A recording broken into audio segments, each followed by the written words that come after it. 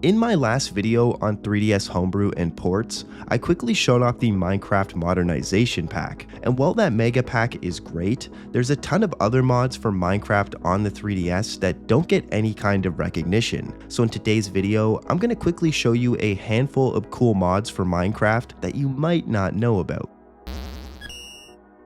Now before jumping into this video, I do want to quickly say that these mods are coming off of the Universal Downloader store, and they can be easily removed with the customization tool if you do try any of these and end up not liking them yourself. Anyways, with that said, let's get into the first mod. So starting off, I feel like we've got to get the big one out of the way first, which is the previously mentioned Minecraft Modernization Pack. This one adds hundreds of new stuff to the 3DS version of the game, making it much more playable nowadays. Notable additions are new achievements, updated mobs, improved textures, and a ton of new sounds. If you're curious about every mod in this pack, you can check them out on the GitHub page or through Game Banana, as both list individual mods as well as their creators. All in all, this one is definitely a must-have, and it's a pretty good one to start with. Next is Endermantle Shaders. This one's a shader pack that helps increase world brightness and add shadows to the side of blocks. Admittedly, when I first started using this one, I didn't really see much of a difference,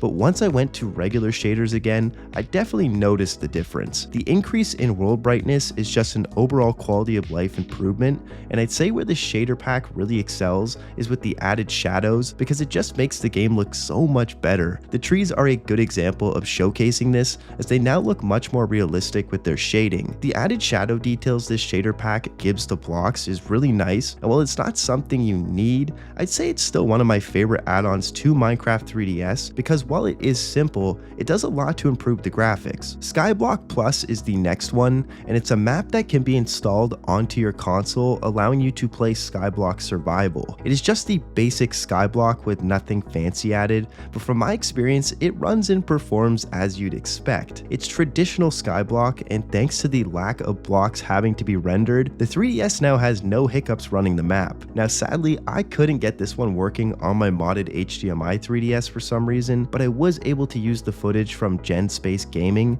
so huge shout out to him for letting me do that. Not much else to say about this one, but it's cool to see, and if you like Skyblock, then well, it's Skyblock. C-PvP is another map that you can install on your console, and it's designed to be played with other players as it gives you kits to use and an arena to fight in. There's quite a few of these style maps on the Universal Downloader, with some even offering stuff like Spleef and Hide and Go Seek. Again, there isn't a ton to say about this PvP map as it's pretty straightforward, but if you have some buddies that you want to play with, it could be worth giving a try. Nuclear Creeper is the next mod, and well, the name kind of explains it all. Creepers now have a crazy explosion radius, and running into one in survival basically guarantees you're now gonna die. Out of all the mods, this is probably one of my favorites, which is kind of weird to say because there's really not much to it, but it's just fun seeing how many creepers you can blow up at once. I tried doing more than one, and it would usually crash my game, so yeah, I think one creeper is probably already pushing the 3DS's limit, but still, this is a fun and simple mod,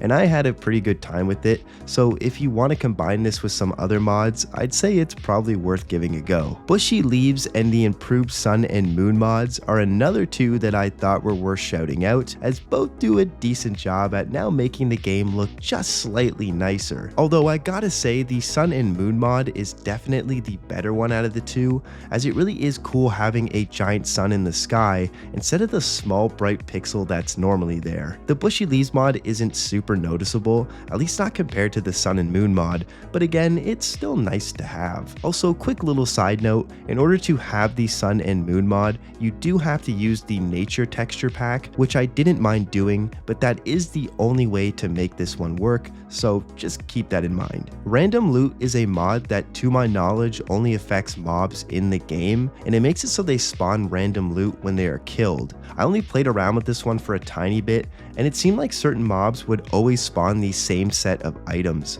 Even if those items aren't what they normally drop, each mob would always drop the same different item. I'm not a huge fan of that, but again, maybe I was just doing something wrong, so for some people they'd probably like this one. And lastly is Blue 3DX, which is a giant mod pack that adds new tools, weapons, armors, textures, mobs, blocks, items, and character textures. I really couldn't find much about this one online, and the GitHub page for it doesn't even seem to exist anymore. It looks like someone by the name of Blue 3DX decided to combine a bunch of mod packs and make their own custom mega pack, and honestly, it's pretty half decent. It's very similar to the modernization pack, but it does have some differences with its items and stuff that gets left out. It does reskin the Iron Axe to look like this though, so that's pretty cool. I don't have much else to say about this one, but hey, if you're bored, it's probably worth checking out.